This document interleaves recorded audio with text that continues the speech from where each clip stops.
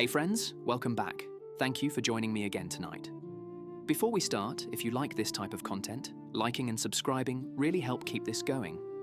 Also, drop in the comments what other game or series you'd like to listen to in the future. I tend to listen to these myself quite often. Tonight, we stay topside with the survivors and reclaimers, the people who kept Embervale breathing while maps collapsed, how they built corridors of safety, taught children to hold a town together, and turned small habits into a culture strong enough to outlast the fog. Start with a simple truth that organizes everything else. Borders broke, but seasons held. Survivors stitched their world together by time, not by line. They spoke in ridge season, river season, high valley season, because each brought wind, work, and roots that felt different underfoot. What used to be kingdoms became corridors, each marked not by banners, but by sounds and chores. A corridor might be 10 towns along a ridge, another 7 tucked in high fields, a third scattered around passes and fords. Each town kept itself, but all agreed on 3 shared things: when the bells should speak, where travelers could find heat and water, and how to read a ledger without getting poetic. Picture a day in one of those ridge towns. Dawn begins with proof of life, not spectacle. The bell rope is checked for fray, then pulled once to say wake, twice to say wind from the north. Kitchens bring water to a simmer, not a boil, because simmer says humans are present, and the fog dislikes competition. The market teams chalk the hour marks on the square and roll the crates out so wood meets wood, never stone, because that sound carries through quiet and tells the square to behave like a square. Flamekeepers walk their loop with handstone, oil, and chalk, setting the tone low and textured. The goal is a room that returns footsteps with honesty, not a street that swallows them. Mid-morning is for maintenance and memory. The maintenance office looks like a tool shed with a desk in it, and the memory office is a table in the sun with a ledger on top. People drift by to write the small sentences that keep a town awake. South, hinge, eased. School, windows, aired. Clinic, simmer good. North pylon, by hand. Only until rain passes. Children read yesterday's page aloud before lessons because this is how you teach civic muscle without speeches. The words are simple enough to survive a yawn. Around noon, the thread runners arrive, caravan walkers with bells hung under the axle and a stack of copied ledgers under oilskin. They do not bring drama, they bring continuity. They check the waystation log, return a lost tool to the mason who dropped it in the next town, and leave 5 chalk marks only they and the flamekeeper care to read. If you ask what they protect, they will point to the market rope, the clinic kettle, the bell rope knot, and the ledger, in that order. If those 4 things keep pace, a corridor survives bad weeks. Afternoons belong to apprentices. Every trade keeps 1 day a week for teaching with the door open. Hinge work is explained while hinges are oiled. Bread is tested by ear as well as by eye. Children practice clap and answer patterns that test the square's echo, then run them again from alley mouths because alleys lie first.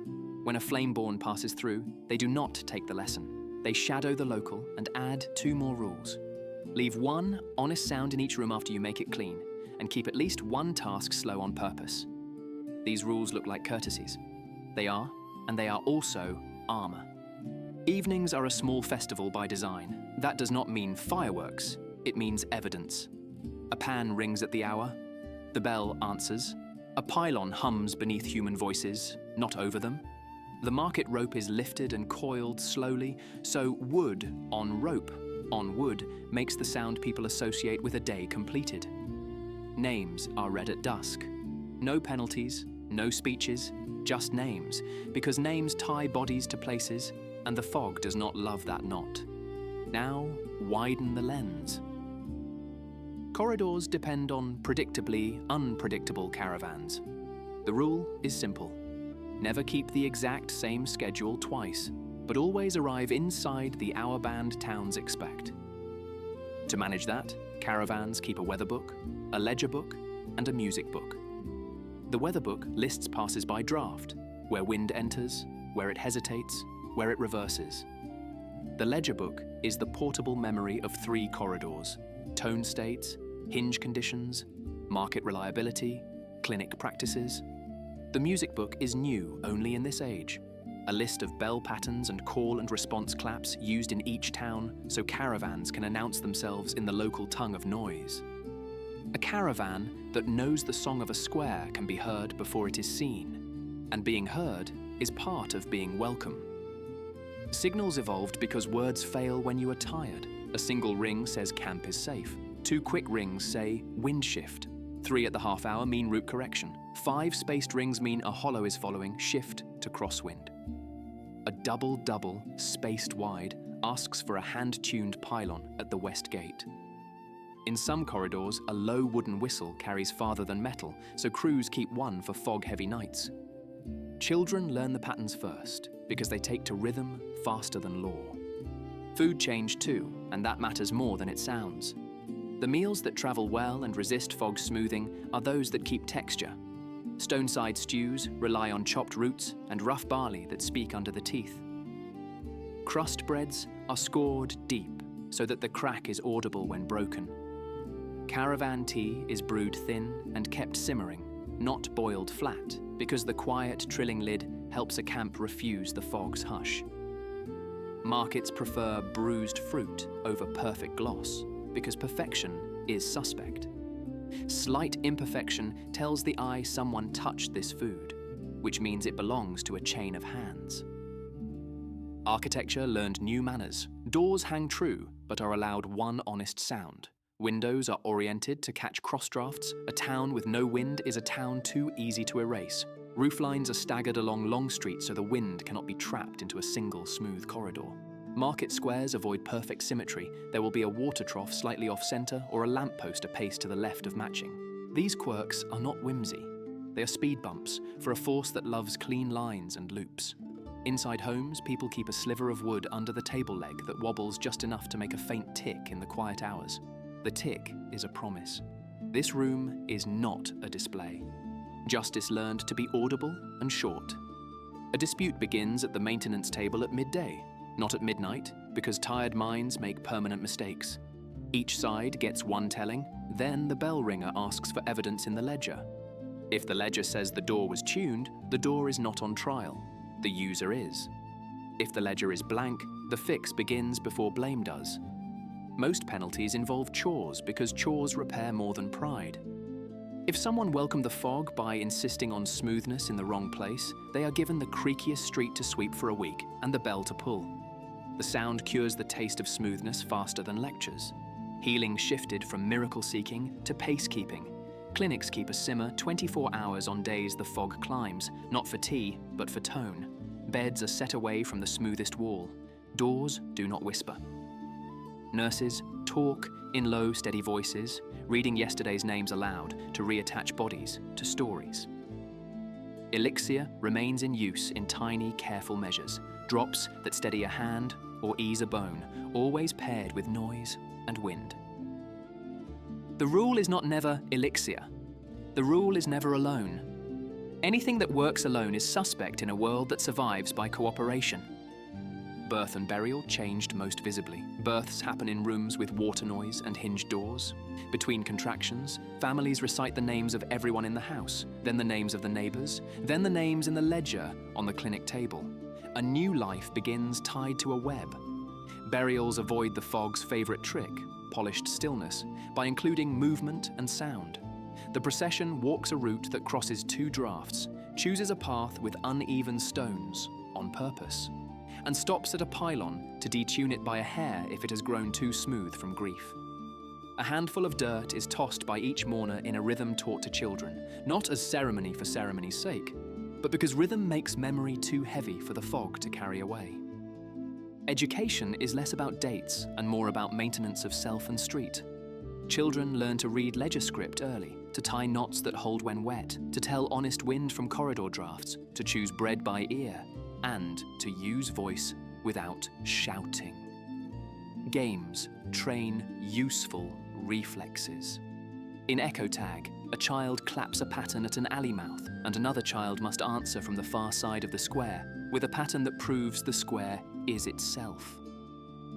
In Draft Chase, children move ribbons on sticks across a courtyard until they find and mark the true wind. It looks like play and becomes a map. In quiet drill, classes sit for a minute, and then one child stands to make a chosen small sound. The class points to where it came from. If half are wrong, the room needs work. Music did not vanish. It became deliberate. Songs carry two duties: keep people awake in the right way and keep the fog from learning a loop. Choruses vary by intention. Work songs change the count on the fourth repetition. Lullabies include one off-beat clap, so a sleeping room remembers to breathe. Street musicians feel for the square's echo and play into its stubbornness. Drums are small and spaced. A single big drum is for festivals, never for evenings when the fog is thick. Fiddles and flutes play lines that rise and fall across drafts. If a note hangs too long, the player shifts a step into the wind and the note becomes honest again. Animals became partners because the fog finds them harder to counterfeit in groups. Cats sleep in market stalls for the sound they make landing from a shelf. The thump is tiny and real. Dogs walk the outer lanes at odd hours with bells on ankles, never at the same time 2 nights running. Hens are kept near clinics because their chatter refuses polite silence. The rhythm of a busy coop is tonic. In some towns, geese patrol the square at dusk, not for security, but because their calls draw clean lines through the air. When the line smears, people notice and fix the room. Trade routes found their soul in chores, not in coin. A caravan's value is measured in ledgers carried, altars checked, hinges oiled, and children taught 3 new patterns safely. Goods still matter: grain, cloth, iron. But everything rides inside the larger mission of adding reality. A caravan that arrives with rich cargo and leaves a square too smooth is considered a failure. One that brings little and leaves the square more itself is invited back with full plates and a bell rung by a grateful hand. Crisis drills are part of life and use boredom as a tool. Once a month, the town practices a fog rise. Kettles go on. Doors are shut and opened in sequence to move air. The bell rings, then stops, then rings a pattern that asks for the clinic runner to report. Children count names out loud and then go right back to lessons. The point is not alarm. The point is to make the response so routine that fear never gets a chance to write the script. What about conflict with human threats? Bandits, cultists, or the well-meaning smoothers who think comfort is the highest good? The response is the same as to fog. Remove chairs, not people. Bandits hate places where ledgers tie names to routes. They prefer edges where no one counts. Threadrunners narrow those edges by writing down the obvious and leaving copies. Cultists thrive on rooms that enforce a single mood. Corridors answer with mixed activity that makes it impossible to maintain a trance. Smoothers, people who silence hinges and polish everything flat, are given chores that reintroduce texture. If they refuse, they are kept busy on the rim roads where their preferences do less harm. Exile is rare and short. Most will accept a pan to ring when they discover the sound makes them feel alive again.